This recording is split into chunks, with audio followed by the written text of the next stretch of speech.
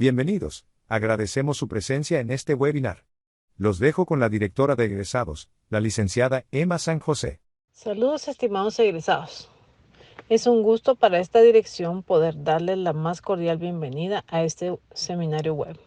Nosotros queremos mantener esa constante comunicación con ustedes y por eso hemos escogido ciertos temas que consideramos que van a ser de vital ayuda para ustedes en esta etapa de su vida profesional.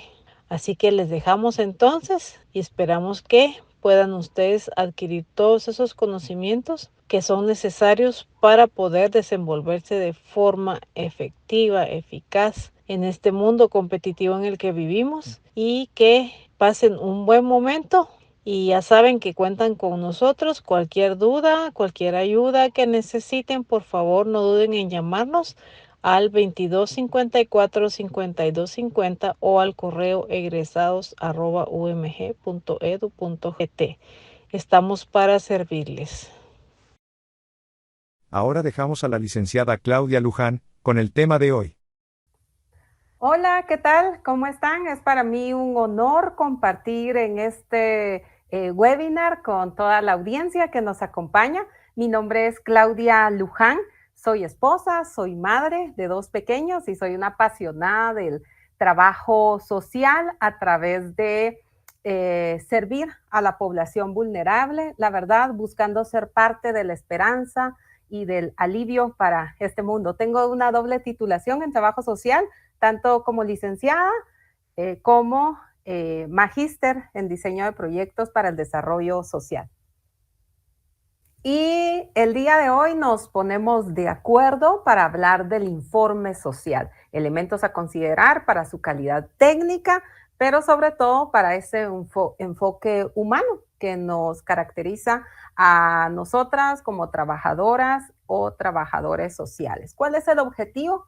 El poder contribuir a la formación profesional, en este caso de egresadas, por medio de temas de interés enfocados en elevar esos estándares de atención hacia poblaciones vulnerables. En los próximos minutos vamos a ver algunos conceptos generales sobre lo que es informe, lo que no es un informe, los tipos de informe social que podemos tener, y aunque pues la mayoría de nosotros quizás ya conocemos cómo elaborarlo, pues nunca está de más hacer unas mejoras hacia nuestros formatos o conocer un poquito más cuáles son otros campos donde serían muy efectivos los informes sociales, ¿sí? Entonces es un poquito la ruta durante esta ponencia, conocer conceptos técnicos, pero también algunas ideas prácticas. Entonces, entremos en materia. Vamos a empezar. ¿Qué es un informe social? Solo antes de poner el concepto acá, yo quisiera que me ayuden poniendo en el chat ¿qué es para ustedes un informe social? ¿Qué es lo primero que viene a su mente cuando usted escucha informe social? No quiero una definición como detallada o altamente técnica, sino más que viene a nuestra mente cuando pensamos en informe social. Pueden ponerlo en el chat. Voy a dar unos segundos antes de compartir la definición. Es muy importante, tanto desde la pedagogía como a través de la andragogía, el que nosotros reconozcamos que nadie acá es una hoja en blanco, ¿verdad? Nadie está como en cero. Todos tenemos ciertas concepciones sobre los temas o ciertas perspectivas, ¿verdad? Entonces, me sirve mucho. Por favor, sigan escribiendo ahí en el chat para conocer qué comprende usted o qué viene a su mente cuando escucha informe social. Ok, voy a compartirles la definición. Solo vamos a dar unos segunditos más para aquellos que están escribiendo. ¿Qué es un informe? Si es recién egresada, tal vez lo tiene más presente. Si ya pasaron algunos años y no se dedica mucho a hacer informes sociales, creo que va a ser un buen recordatorio. Bueno, ¿qué es un informe social? El informe social es el dictamen técnico que sirve de instrumento documental que elabora y firma con carácter exclusivo el diplomado en trabajo social o como conocen algunos con el término de asistente social. Su contenido se deriva del estudio a través de la observación y la entrevista, donde queda reflejada en síntesis la situación, objeto, valoración, un dictamen técnico y una propuesta de intervención profesional.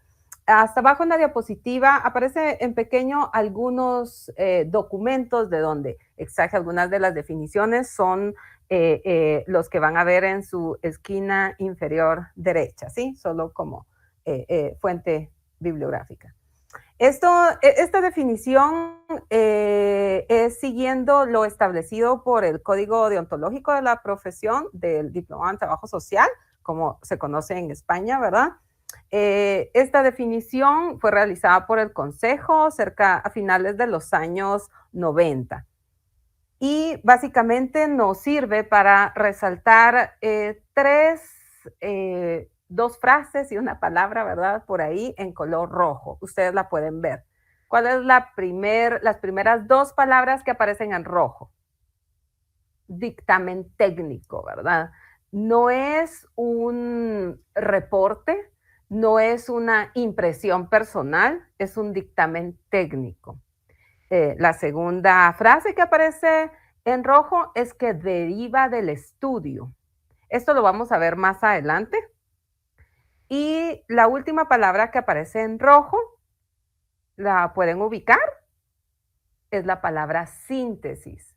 Lo interesante dentro de un informe social es que tenemos que desarrollar esa habilidad de síntesis. ¿Cómo digo en 2, 3, 4 páginas todo este caso que lleva 10 años en este proceso, ¿verdad? Entonces, la síntesis es muy importante dentro de un informe social. Entendiendo esta definición, ¿cuál consideran ustedes que es el objetivo de un informe social? ¿Qué creen ustedes? ¿Me lo pueden poner en una palabra? Apelando ahí a la habilidad de síntesis. ¿En una palabra? ¿Cuál creen que es el objetivo de un informe social? ¿Qué creen ustedes? ¿Evaluar? ¿Comunicar? ¿Qué creen ustedes que es el objetivo de un informe social? Ya estoy viendo por ahí alguien escribiendo en el chat. Entonces, en una palabra, ¿cuál es el objetivo? Muy bien, yo voy a hacer trampa, no voy a usar una palabra, voy a usar varias palabras, pero las dos primeras palabras del objetivo que les voy a compartir en pantalla nos van a hacer mucho sentido. El objetivo de un informe social es comunicar y reflexionar. Por un lado, facilita el traslado a otros profesionales, parte de la situación o el problema, facilitando el conocimiento de las dificultades y potencialidades en la derivación. Y por otro, permite el análisis y la reflexión sobre la problemática de las personas, que ayuda a el diagnóstico y a una posterior intervención social, ¿verdad? Uno de los mayores errores que podemos cometer como profesionales en el campo social es considerar que un informe social puede elaborarse como un fin y listo. El confundir que un informe social es el fin en sí mismo. El informe social es un medio. ¿Un medio para qué? Un medio para tomar decisiones, un medio para analizar una problemática, un medio para hacer un diagnóstico preliminar, un medio para elaborar un plan de intervención, por ejemplo, ¿verdad? El informe en sí no debería de ser un producto final. Si bien es cierto que muchas de nosotras nos podemos dedicar a hacer informes sociales, y ese es mi producto que tengo que entregar, ese no es el fin dentro del caso. Es decir, el caso no va a mejorar con tener un informe social, ¿verdad? Eso es como que en las ciencias médicas, digamos que el enfermo se va a curar solo con irle a hacer una radiografía. Es un poco la idea, ¿verdad? También es importante resaltar acá que el informe social es un proceso, ¿verdad? A veces puede requerir el apoyo de las entrevistas, del análisis documental o de la visita domiciliar, por mencionar algunas técnicas, ¿verdad? No existe un único tipo de informe, este depende del objetivo del informe en sí, de la naturaleza también de la organización. Si yo trabajo con una organización que es sin fines de lucro, orientada a apoyar a, no sé, niñez en condición de extrema pobreza, en función de la naturaleza de esta organización va a ir mucho de los informes sociales que yo realice. O bien si yo trabajo en el campo de la salud mental o de la salud en general, ¿verdad? Entonces, mis informes sociales van a tener mucho de ese enfoque de la organización. Debemos conocer siempre los tipos de informe para identificar si es un informe social orientado al económico, un informe psicosocial, entre otros. Y para eso quiero también que podamos interactuar un poco. Quiero que me ponga por lo menos 2 tipos de informes sociales que usted conozca o que usted maneje o con los que usted más se identifica por el trabajo al que se realiza. Ponga por lo menos 2 tipos de informes sociales. ¿Cuáles serían estos? O si usted dice, no, yo solo conozco el informe social, ¿verdad? Entonces póngamelo ahí en el chat. Eso nos ayuda a hacer más activa esta sesión y también a conocer su punto de vista, ¿verdad? Como profesionales en el campo. Póngame por lo menos 2 tipos de informes sociales que usted conoce, de los que usted se acuerda o que usted maneja en su campo de trabajo.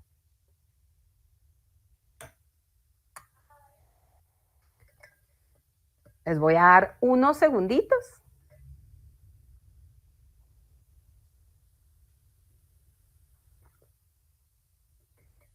Muy bien. Vamos a ver. Los informes que voy a compartir ahora en pantalla no son únicos, la verdad son los más conocidos, ¿verdad? Los más utilizados. Puede ser que usted use alguno de estos, pero con diferente nombre, porque a veces las organizaciones, tanto públicas como privadas, utilizan, puede ser algunos cambios dentro de los nombres, ¿verdad? Para que se acople más al espíritu de la organización. ¿Qué tipos de informes sociales conocemos? Bueno, está el informe sociofamiliar, está el informe socioeconómico, está el informe biopsicosocial, está el informe social de peritaje, está el informe social por reparación digna, entre otros. La verdad que podríamos enumerar varios. Yo solo puse los que más utilizamos en nuestro contexto guatemalteco. Ahora, digamos en este caso, la segunda palabra de los 2 primeros me dice mucho del principal énfasis del informe. Por ejemplo, si nosotros hablamos de un informe sociofamiliar, esto significa que necesitamos hacer un diagnóstico preliminar de la familia, ya sea para descartar o para considerar un recurso familiar o para conocer más a fondo la dinámica en esta familia, ¿verdad? Por ejemplo, en mi caso, recientemente participé en la revisión de instrumentos para niños con TEA, ¿verdad? Con trastorno del espectro autista, ¿verdad? Los psicólogos y los educadores especiales necesitan conocer con qué cuenta la familia. ¿Para qué? Para que sus planes sean más contextualizados. Y ahí es donde entra trabajo social. ¿Al hacer qué? Un informe sociofamiliar. Porque yo puedo compartir cuál es la dinámica de la familia, cómo son las rutinas, cuáles son las relaciones más fuertes, quién es el cuidador primario del niño o de la niña, ¿verdad? ¿Y esto qué hace? Contribuye al trabajo del otro profesional para un fin en común, que es, por ejemplo, mejorar la calidad de vida o contribuir al desarrollo, a la autonomía, etcétera, en este caso de la población que se atiende. Entonces, es como para dar un ejemplo de para qué nos sirve cada informe. A veces he compartido con colegas y solo se mantiene el título informes sociales. Si usted tiene la libertad en su organización, es bueno que especifiquemos qué tipo de informe social es. Por ejemplo, sociofamiliar, en este caso, el socioeconómico. En este tipo de informe es cuando nosotros queremos conocer, por ejemplo, ingresos per cápita, la dinámica en cuanto a ingresos y egresos de la familia, ¿verdad? ¿Para qué nos sirve? Por ejemplo, cuando queremos asignar becas, cuando necesitamos asignación de padrinos para familias, para niños o para jóvenes con escasos recursos, ¿verdad? El punto medular es conocer la dinámica económica en la familia, ¿verdad? Las fuentes de empleo, entre otros. Por ejemplo, también acá en Guatemala, en ocasiones nos solicitan a nosotros como trabajadoras o trabajadores sociales informes socioeconómicos, por ejemplo, para conocer la capacidad de pago de algún sindicado en un caso. Si yo estoy sindicada en un caso, en ocasiones solicitan que un profesional en trabajo social haga un informe socioeconómico mío para ver qué capacidad de pago de mi multa, etcétera, tengo, ¿verdad? O, por ejemplo, cuando tengo que hacer un informe socioeconómico por el tema de reparación digna. Puede ser que yo sea sindicada y tengo que retribuir económicamente a alguien que le ocasione un daño, entonces quieren ver qué capacidad tengo yo para hacer ese pago, ¿verdad? O en otros casos, aparte del informe de reparación digna, puede ser que soliciten un informe socioeconómico también de las víctimas. Informe biopsicosocial. ¿A qué nos referimos con este? Bueno, de hecho, hay quienes le llaman informe biopsicosocioeducativo, ¿verdad? Y pues básicamente el nombre va mencionando que es un informe bastante holístico. Incluye la parte física o biológica, ¿verdad? La parte psicológica y la parte social. Básicamente nos da un panorama general del caso para la toma de decisiones o para el diseño de planes. Entonces comprende dichos elementos, los físicos, los médicos, ¿verdad? Educativos, psicológicos, entre otros. ¿Qué hace? Brinda una valoración científica para una propuesta, para tomar decisiones. Y siempre recordemos la capacidad de síntesis. Aunque abarca varias áreas, el informe número 3 debe de ser de forma breve. Número 4, informe social de peritaje, cuando coadyuvamos desde nuestra área, brindando información en entornos, ¿verdad?, sobre ciertos casos. En Guatemala, recuerdo algunos casos con los que he trabajado durante, vamos a ver, como 13 años con niñez víctima de abuso sexual o maltrato severo, y los informes sociales en calidad de peritaje a veces eran requeridos, a veces solo el informe social y a veces sí en calidad de peritaje para identificar el daño causado a este niño o niña víctima de abuso en su residencia o en su plan de vida, entre otros, ¿verdad? O incluso cuando se va a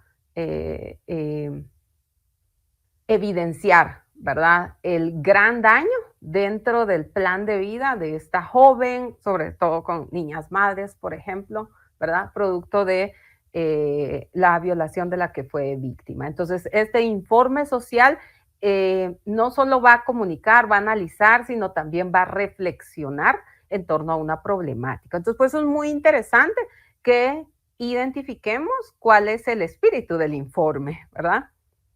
Informe social para reparación digna. Sé que muchos y muchas que nos acompañan se identifican con este tipo de informes.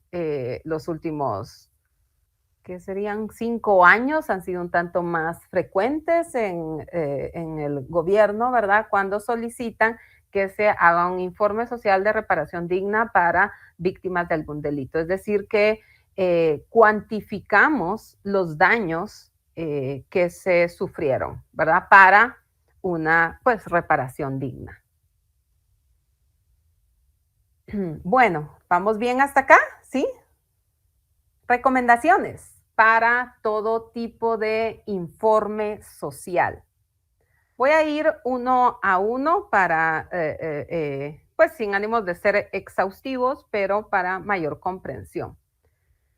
¿Qué tenemos que saber para un informe social? Número 1, el motivo de la elaboración. ¿Cuál es el objetivo principal? ¿Qué es lo que se desea conocer principalmente? ¿Verdad? Por ejemplo, si yo no sé esto y me enfoco en el campo económico de la familia y resulta que es para un caso de niñez en protección. La Ley de Protección Integral de Niñez y Adolescencia en Guatemala, la famosa Ley Pina, establece que la pobreza no es razón para que un niño sea privado de cuidado familiar, salvo que no exista otra razón, ¿verdad?, ligada al tema de pobreza. Entonces, no tendría mucho sentido que yo me centre en el campo económico de la familia si es un tema de protección, ¿sí? Espero con esto darme a entender y por favor, si están surgiendo dudas, pueden anotarlas y vamos a dar un tiempo al final de esta ponencia para resolver dudas. Pero el motivo de la elaboración del informe social es muy importante. Creo que el gato de Alicia en el País de las Maravillas lo explica mejor que yo, y es que si no conocemos a dónde vamos, cualquier lugar nos lleva, cualquier camino nos lleva, ¿verdad? Eso significa que si yo no sé cuál es el objetivo de este informe, pues cualquier informe que yo haga va a estar bien. Y como profesionales, pues no debemos permitir eso. Tenemos que conocer cuál es el motivo, cuál es la razón de ser, por qué se dio la solicitud de este informe social, porque eso me permite tener una mayor calidad técnica dentro de lo que voy a entregar. Número 2, procura la comprobación de hechos o información contrastada. De lo más relevante es importante anexar medios de prueba. Si es evidente durante la entrevista, por ejemplo, no sé, se me ocurre piso de tierra, ¿verdad? No voy a preguntar si el piso es de tierra, lo voy a ver y posteriormente cuando tome fotografías, pues ese va a ser un medio de prueba. Entonces hay algunos elementos de los que debemos de procurar la comprobación, pero hay otros que por la pura observación directa podemos aclarar. Por ejemplo, otro elemento interesante sería solicitar constancia de las deudas que esta persona comenta que tiene. Resulta que si es alguien que me está diciendo que no tiene capacidad de pago porque tiene 2 deudas grandes con el banco, yo le puedo solicitar de forma cortés, pero entendiendo que es un medio de prueba, una constancia de la deuda que tiene. Y eso lo puedo anexar dentro de mi informe social. ¿Por qué? Más adelante, creo que en la última diapositiva hablamos un poquito de las fases del informe social. Acá quería hacer algunas recomendaciones prácticas, porque sé que todos y todas acá conocemos mucho los informes sociales, así que si usted ya tomó en cuenta estas recomendaciones, pues no está de más recordar, y si alguna se le ha escapado, puede tomar nota y creo que nos puede servir mucho en nuestro campo profesional. Número 3, citar fuentes de información de manera técnica. Algo muy importante es que nosotros podamos redactar en tercera persona. Para citar fuentes de información de forma técnica, yo no puedo decir, entonces me contaron, entonces yo sentí, ¿verdad? Sino lo cito de forma técnica. Por ejemplo, según manifiesta o según informa, entre otras. A veces la misma redacción que demos puede crear mucha confusión, y recordemos que los informes sociales están en gran parte diseñados para que alguien más tome decisiones. Por ejemplo, jueces, directores, entre otros. Entonces, si mi redacción es confusa, no está en tercera persona, no es comprensible, entonces va a ser muy difícil que alguien pueda tomar decisiones de esa manera, ¿verdad? Número 4, no realizar simplemente una descripción de la situación, incorporar componentes analíticos y propuestas de intervención. ¿Por qué? Preguntarnos por qué está pasando esta situación, pues obviamente mentalmente al momento de analizar la información que hemos logrado recabar. Ahí va mucho de la impresión profesional, de nuestro criterio, ¿verdad? De la experiencia que hemos tenido. Yo generalmente, pues cuando doy clases, les digo a mis estudiantes que su mejor informe social todavía no lo ha hecho, ¿verdad? ¿Por qué?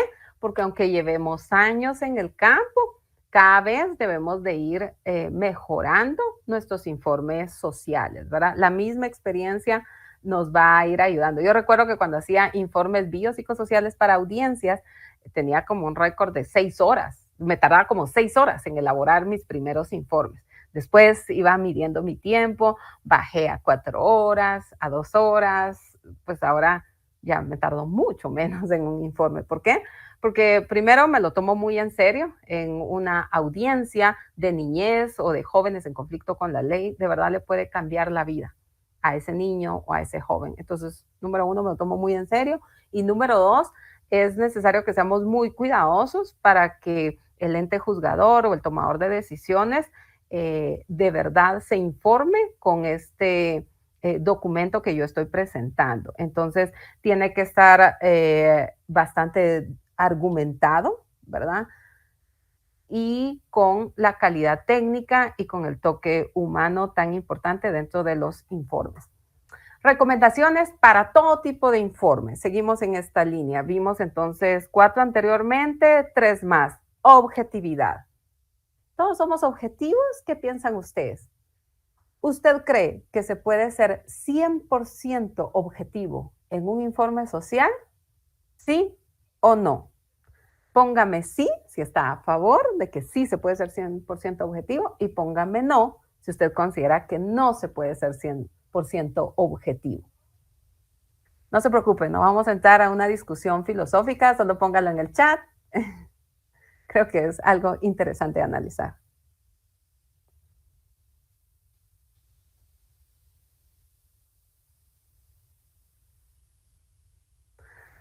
Bueno, no voy a resolver esa pregunta, no se preocupe, no tengo la respuesta única, ¿verdad? Algunos consideran que no se puede ser 100% objetivo porque todos tenemos una historia y sobre todo en tema tan delicado como es el contexto familiar, ¿verdad? Cuando hacemos un informe social, pues conectamos fuertemente con los nexos familiares de nuestro caso. Entonces, hay unos consideran que no se puede ser 100% objetivo, otros quizás estén a favor de que sí se puede tener objetividad. Bueno, analicémoslo, reflexionemos. Lo que sí es importante es que estemos conscientes de nuestra propia historia. Por ejemplo, supongamos que yo fui víctima de violencia intrafamiliar. ¿Será que estoy siendo imparcial con los casos que atiendo de mujeres víctimas de violencia o estoy proyectando un poco de mi historia ahí y estoy siendo poco objetiva?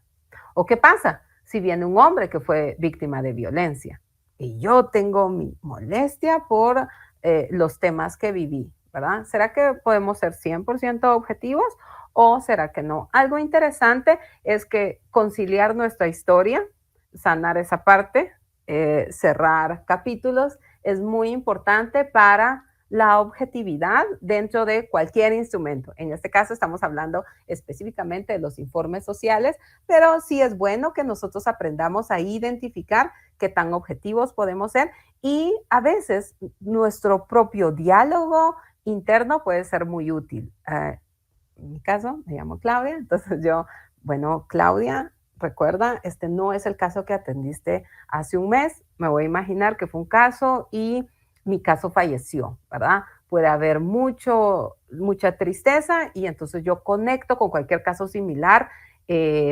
esta tristeza que me dejó el caso previo, ¿verdad? Entonces, tener mi diálogo interno, decirme que ese no es el caso que atendí o no fue mi culpa o etcétera. Eso puede ser muy útil para ser lo más objetivos posibles.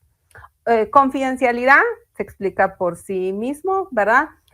Quizás parece obvio que vamos a tener confidencialidad en estos casos, es decir, no lo vamos a volver algo mediático. Sin embargo, puede ser que entre pasillos comentemos de un caso, con una muy buena intención, con una colega, con alguien más, solo tengamos cuidado con el uso de los nombres. A veces son oficinas donde atienden a varios casos ahí y puede ser que un caso escuche cómo se expresa de otro y se malinterprete. Entonces, la confidencialidad no solo es el no mencionar explícitamente los nombres, sino también el cuidar los detalles de los casos, ¿verdad?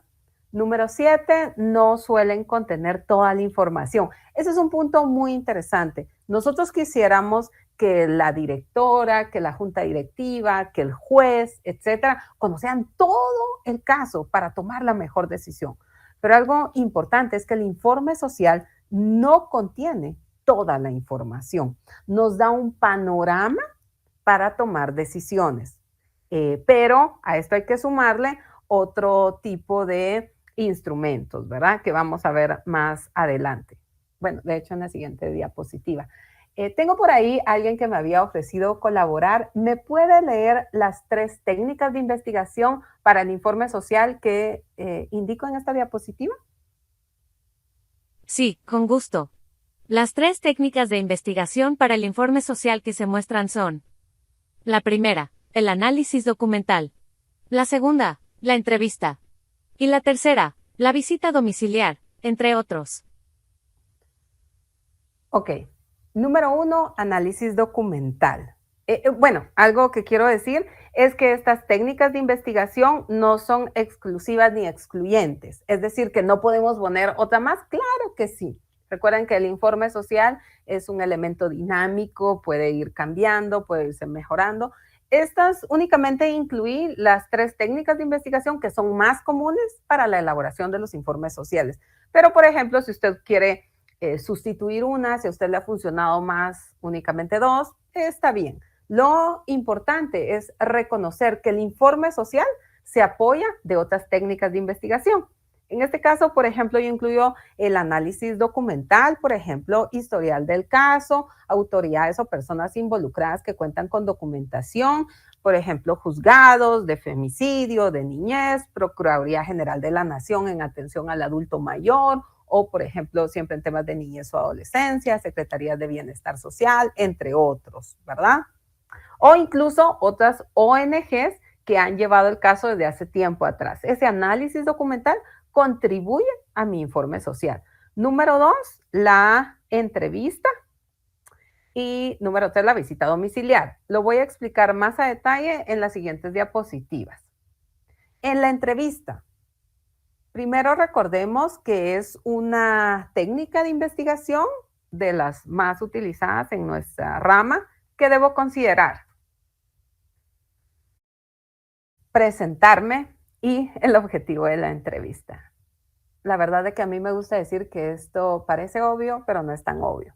En ocasiones entrevistamos tantos casos que se nos olvida hasta presentarnos. Mucho gusto, mi nombre es Claudia Luján, voy a ser la trabajadora social asignada en este caso. Con autoridad, pero no amenazantes, ¿verdad?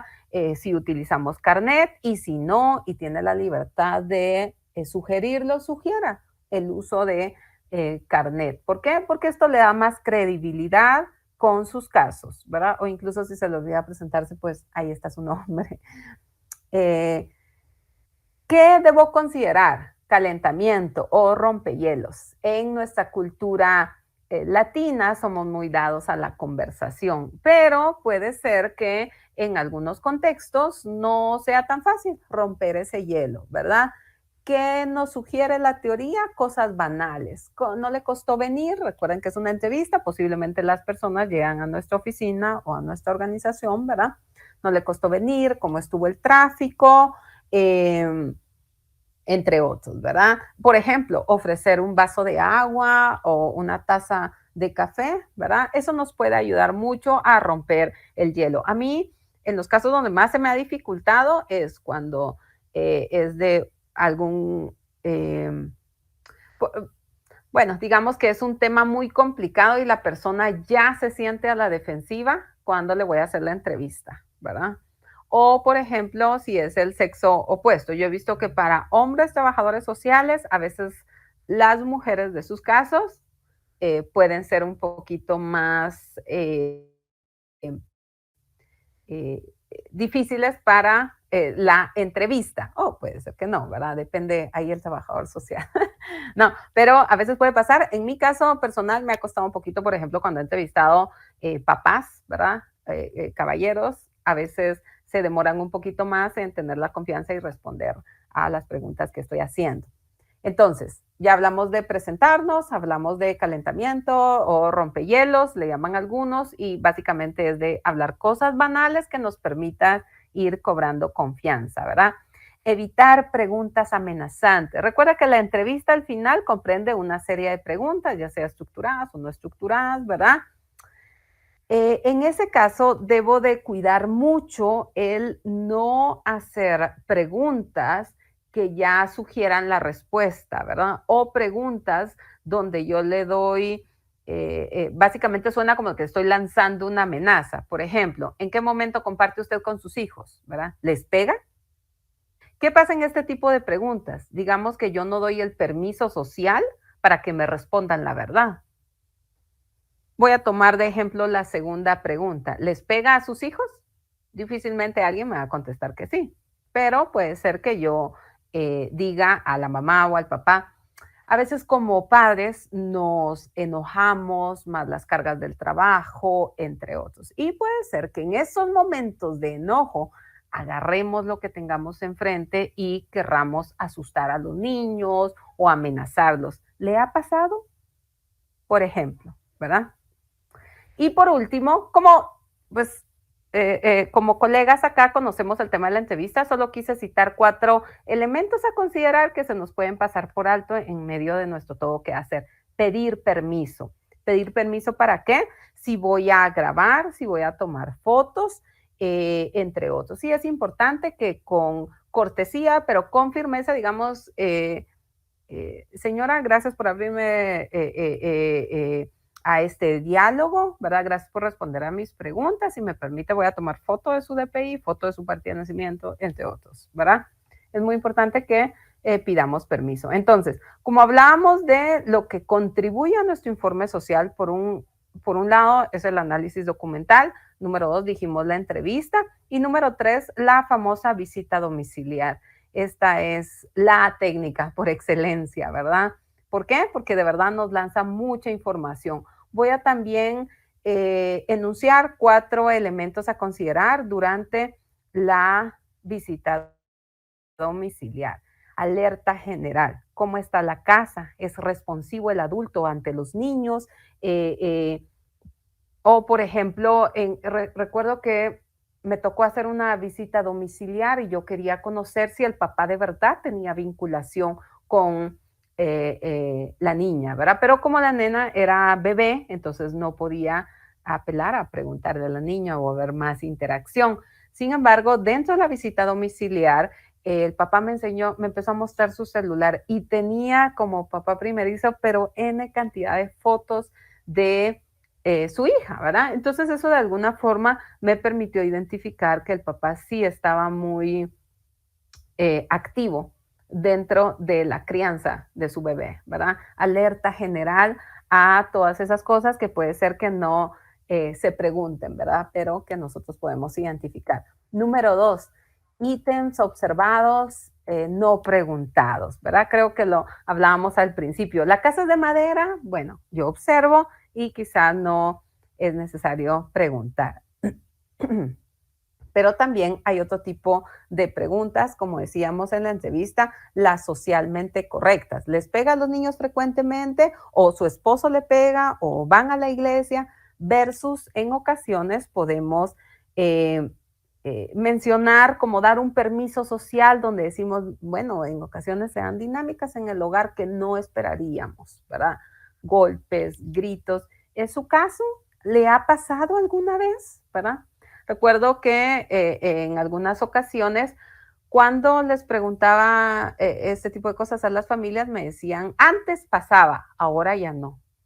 Entonces yo ponía, antes, hace mucho, pensaba yo, ¿verdad? Un error es asumir. Luego identificaba que no hacía mucho antes, sino antes la semana pasada. Entonces eso me enseñó a que durante la visita domiciliar o también durante las entrevistas, le preguntaba a las familias, ¿cuándo fue la última vez? En una semana, en 7 días, ¿cuántas veces toma? ¿Verdad? Por ejemplo. Número 3, condiciones físicas, ¿verdad? Cuando hablo de condiciones físicas, no hablo únicamente de la condición física de la vivienda, hablo también de su integridad física. Yo recomiendo que las visitas domiciliares las hagamos acompañadas. ¿Por qué? Por seguridad, también para apoyo.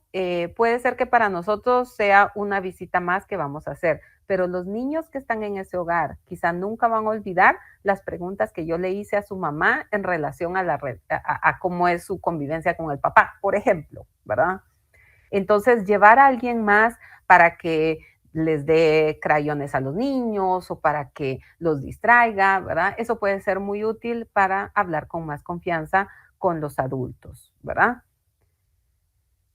Y por último, la ética. Como decía al principio, parece obvio, pero no es tan obvio. Cuidado con los obsequios, los momentos comprometedores. Señor, pase, que desea almorzar. Sé que puede ser muy cortés. Yo no tengo la respuesta de si debería o no debería quedarse a almorzar. Eso lo debería tener la organización donde usted trabaja para saber si está dentro de su ética de trabajo, lo considera adecuado, no adecuado, etcétera.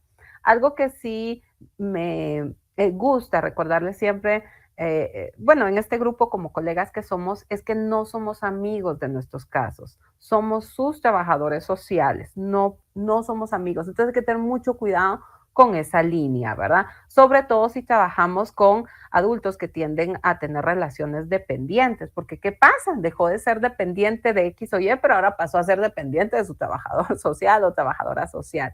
Y también dentro de la ética, mucho cuidado si yo voy sola a una residencia donde solo está el papá, caballero, ¿verdad? Pero a veces eso puede prestarse a momentos incómodos. O el trabajador social, un caballero, va solo a la casa de la mamá soltera, no están los niños ni nadie más. Cuidemos esa parte ética, ¿verdad? Bueno, ya para ir terminando, mínimo que debe contener cada instrumento. Ustedes pueden ver los incisos acá. Esto es lo menos que debería de contener cada instrumento. Me gustaría, por favor, que me pongan en el chat si hay algo que les gustaría agregar a estos incisos. Eh, ¿Hay algo que les crea duda? Por ejemplo, recomendaciones en una visita domiciliar. ¿Por qué? Si hay algo que les crea duda, por favor pueden ponerlo en el chat y en el momento de preguntas podemos resolver, ¿sí? Ustedes pueden verlos ahí o haga un screenshot y lo puede tener a mano para ver si sus instrumentos cumplen con todo. Ahora, una pregunta interesante acá. ¿Por qué debo hacer visita domiciliar? ¿Por qué debemos hacer estas visitas, verdad? Les voy a dar 3 razones. Número 1, conozco el interior del hogar, sus prácticas, su entorno, entro a esa intimidad. Y eso tiene todo un contexto simbólico. Hay muchas cosas del hogar que no me lo va a decir una entrevista en mi oficina. Así que si usted puede, si puede proponer, si puede presupuestar, hacer visitas domiciliares para sus casos es muy efectivo. Número 2, si deseo cambiar la forma de hacer algo, reeducar o desaprender en otra rama, ¿verdad? La visita domiciliar es ideal, dado que es una forma de manejo de casos que nos permite vincular con la familia y con el entorno. Ustedes pueden ver en la fotografía, simula una trabajadora social que está llegando a ayudar a los padres a conocer mejores patrones de crianza para estimulación de bebés o para conexión con niños en edad escolar, ¿verdad? Y número 3, hay evidencia de los beneficios de las visitas domiciliares, ¿verdad? Pero eso sí, visitas con propósito. 7 de 9 modelos de programas que cumplen con los criterios de evidencia del Departamento de Salud y Servicio Social de los Estados Unidos tienen estudios que muestran los impactos positivos en el mejoramiento de los factores de protección. Por ejemplo, las prácticas de crianza, la calidad en las interacciones de los padres e hijos, así como la seguridad y el estímulo proporcionado en los ambientes del hogar. Es muy interesante porque en Estados Unidos han hecho varias mediciones y a mí me pareció sorprendente que 7 de 9 modelos evidenciaron que la visita domiciliar fue altamente efectiva para el alcance de los objetivos de estos proyectos. Entonces, está demostrada la importancia de la visita domiciliar. Y bueno, a manera de conclusiones, para ya ir terminando. 7 conclusiones acá que les quiero compartir. Número 1, es una forma de dar voz a circunstancias que socialmente pueden ser invisibilizadas, ¿verdad? Por ejemplo, las dinámicas con un integrante en la familia con discapacidad, las condiciones de vivencia, de la vivienda, perdón, que no permiten que el niño, no sé, alcance su peso y su talla, entre otros. Número 2, es un apoyo técnico para otros profesionales, por ejemplo, en la rama de la abogacía, de la pedagogía, de la psicología o incluso de las ciencias médicas. Muchas de las visitas domiciliares nacieron desde las ciencias médicas, donde se identificó la importancia de que el trabajador social fuera a la vivienda, conociera el entorno, le empoderara del tratamiento y así hacer efectivo la mejora en materia de salud de los pacientes, ¿verdad? Entonces es un apoyo técnico en otras profesiones. Número 3, su buena redacción es clave. ¿Por qué? Bueno, no sé, por ejemplo, en las recetas médicas parece que no importa mucho el tema de la redacción, toda vez no entienda el farmacéutico, ¿verdad? En esos casos quizá no es determinante, pero en los informes sociales la capacidad para concretar, para ser claros, para tener orden en las ideas, eso ayuda a otros a tomar una decisión. Número 4, implica una construcción teórico-metodológica. Es un medio, no es un fin en sí mismo. Lo hemos venido mencionando, ¿verdad? Número 5, describe e interpreta. Acá es muy valioso el criterio profesional. Número 6, finalidad práctica, ¿verdad? Como dijimos, es una construcción, así que a partir de este se espera intervenciones, decisiones, tiene una finalidad práctica. El informe social va a ser un medio para algo más, incluso para tomar una decisión, así que tiene una finalidad práctica.